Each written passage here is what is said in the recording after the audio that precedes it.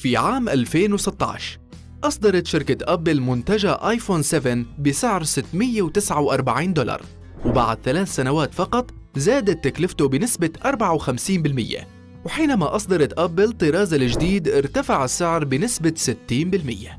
هل يمكنكم تخيل الربح الذي حققته أبل مقابل منتجاتها حتى أصبحت أول شركة أمريكية تتجاوز قيمتها $1,000,000,000؟ لقد أصبحت القيمة التسويقية لشركة أبل أعلى من إجمالي الناتج المحلي لسويسرا، وهنا يأتي السؤال: ما الذي يجعل منتجات أبل باهظة الثمن؟ إليكم الإجابة، هيا بنا.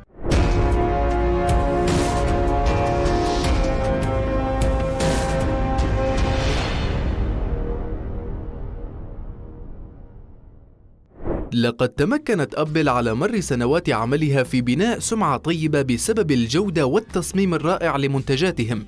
تلك السمعة جعلت لها الأفضلية لدى ملايين العملاء الذين لا يفكرون حتى مجرد التفكير في استبدال منتجات أبل بمنتجات غيرها من الشركات المنافسة مهما بلغت كفاءتها وجودتها. هؤلاء العملاء يضعفون أمام العلامة التجارية لأبل، ولا يستطيعون التخلص أو الخروج أو التخلي عن الثقة التي أكسبتهم إياها تلك العلامة التجارية مهما بلغت تكلفة المنتج. وهذا هو العامل اللي بتلعب عليه أبل في تحديد قيمة منتجاتها.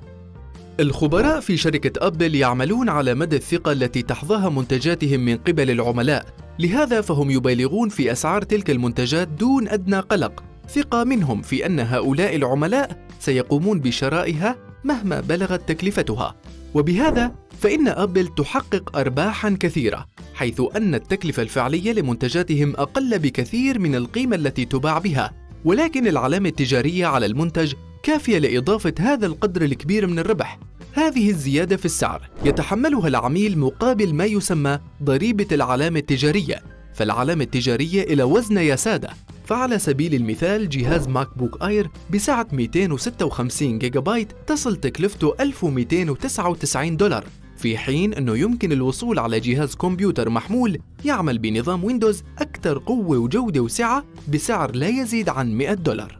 ومع ذلك فإن عملاء أبل لا يبدلون ولاءهن لها مهما كانت المغريات، فالعلامة التجارية لها مفعول السحر على هؤلاء العملاء.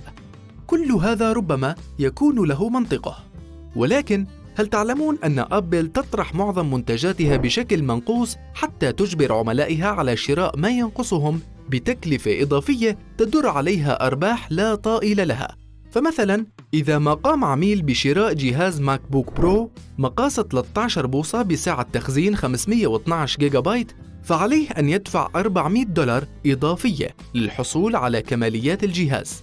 فلوحة المفاتيح يصل ثمنها $129، والماوس يصل تكلفته $79. هذا بالإضافة إلى الكابلات وسماعات الرأس وقارئ بطاقة SD و USB اللي قد تصل تكلفة الواحد منها حوالي $39. هل تتخيلون مقدار الربح إذا ما قورنت بغيرها من الشركات المنافسة؟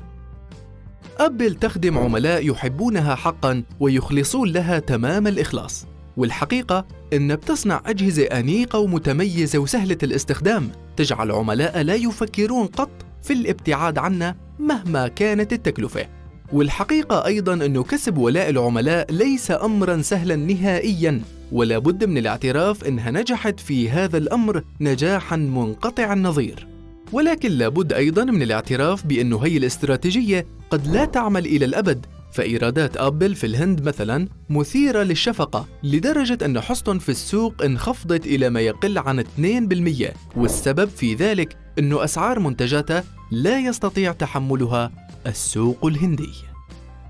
ولكن دعونا نفكر قليلاً في أمر آخر، وهو هل يمكن أن نطلق على العلامة التجارية لأبل ما نطلقه على غيرها من العلامات التجارية الفاخرة مثل رولكس؟